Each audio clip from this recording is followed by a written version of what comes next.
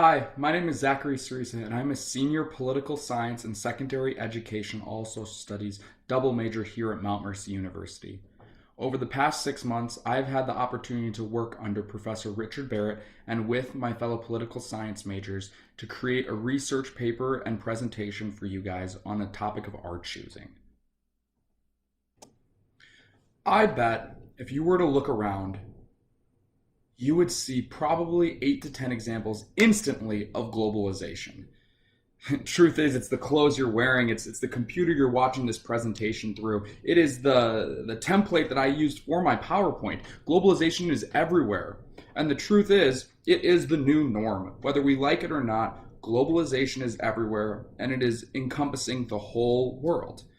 With globalization comes easier access to goods and services, interconnectedness of cultures, countries, people through like communication, technology, transportation, increased innovation, new inventions because we're working together to create things most times, and more development, an increase of development because we have better access to those resources, as I just mentioned, and the interconnectedness of people.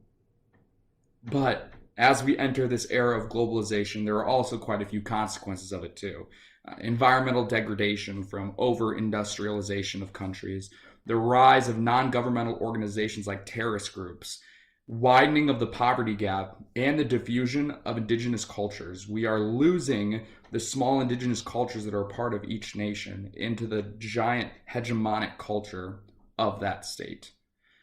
Globalization is a component of neoliberalism, and along with the rise of non-governmental institutions, they characterize an interconnected world economically, politically, and socially. The rise of these neoliberal ideas has changed people's understandings of world order and given rise to new theories explaining the current international system. Some scholars think that a democratic world order characterized by U.S. hegemony is an accurate theory of international relations, while others think the current world order is one based upon international constitutionalism. And international constitutionalism is a world order characterized by international regulatory bodies who pass and enforce legislation for all countries to abide by and adhere to. A democratic world order eventually results in all countries having a democratic government, with the US acting as the lead hegemon. That means the US is acting as the regulatory body who spreads democracy and kind of organizes everyone under one form of government. The spread of democracy is obviously a positive, but with it comes quite a few consequences. It's the spread of Western ideology, which diminishes the authority of domestic and indigenous ideologies and cultures. The transgression of state sovereignty, because now there is something above that government, and it is the United States. We are regulating them and looking down upon them. So the state is no longer the large authority in the nation. And the increase in civil conflict, kind of like terrorism, between different cultural groups. That is called the clash of civilizations, and it might be talked about later in this presentation. International constitutionalism results in international regulatory bodies like the United Nations and European Union who regulate states who are members of them and also provide many benefits. It also ensures international accountability between all members of the organization and even those that aren't members of the organization through indirect and direct means. But there are also drawbacks of this international constitutionalist order. It transgresses state sovereignty because now there is an international regulatory body above the states, similarly to what the United States acted in the democratic world order. And it is an organization that is not territorially bound, which means that there's no, oh, it's in this country. It is between all the countries. And so who's in charge of them? It raises a bunch of questions that are difficult to answer, but scholars believe that both of these world orders, there's evidence for both of them in modern society.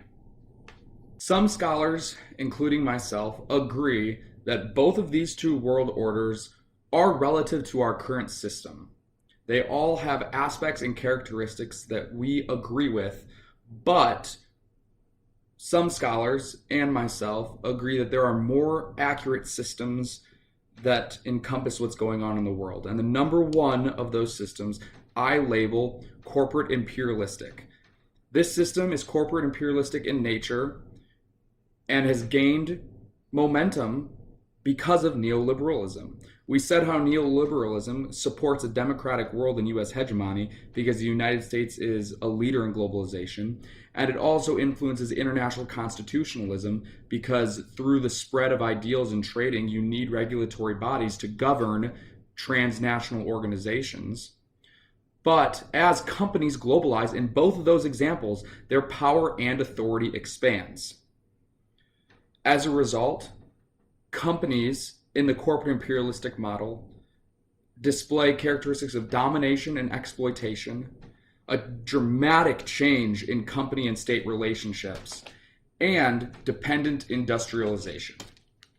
When looking at the key components of a corporate imperialistic world order, I would like to look at them through legislation in the United States to gain a better understanding of this is what's going on in the real world, and this is how it supports a corporate imperialistic world order. So the first aspect of corporate imperialism is domination exploitation. In 2015, the TPP, which is the Trans-Pacific Partnership, was the largest trade deal in U.S. history between 12 different countries and 600 trade advisors.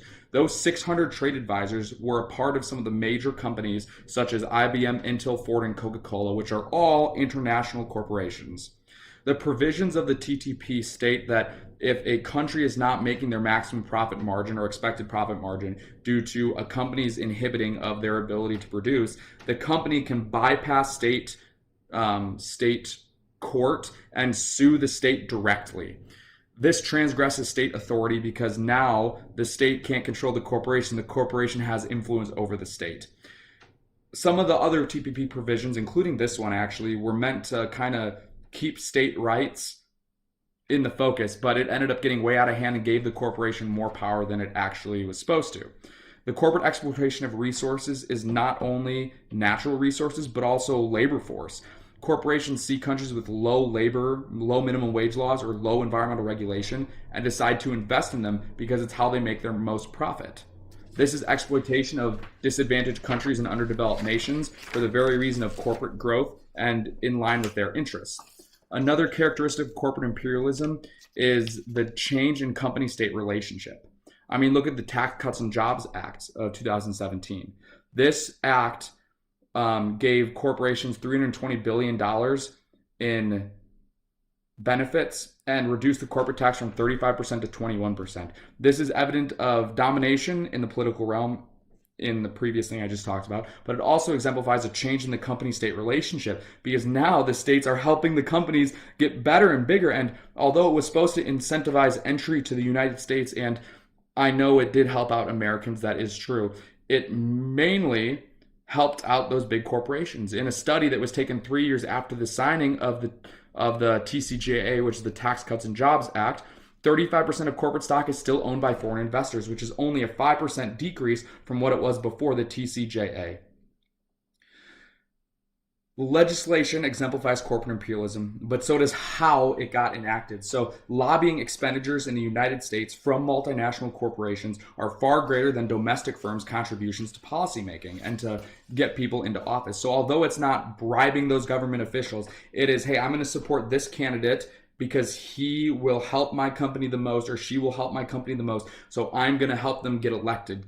And so that indirect influence over legislation is one way that the relationship between corporations and states have changed dramatically over the past few years. So some scholars argue that the company-state relationship above, the one I just talked about, is a result of capitalism, just good business. But I argue that that company-state relationship is so different than what it used to be that it has given corporations too much influence and too much power over the state. Through lobbying and campaign contributions, companies have found legal methods to sponsor specific politicians and congressmen that would support their legislation. The last element of corporate imperialism evident through legislation is dependent industrialization. And although I don't have a specific piece of legislation for you to examine this through, it's evident through history. Since 1973, countries like Iran, Saudi Arabia, and Nigeria have undergone immense industrial transformation due to the discovery of oil, natural gas, petroleum, etc. But they were so poor at the time that they couldn't do anything about it. They didn't have the technology or the infrastructure to extract the oil, to manufacture it or to clean it up and then send it back out to places. So they relied on corporations to come in and do that for them.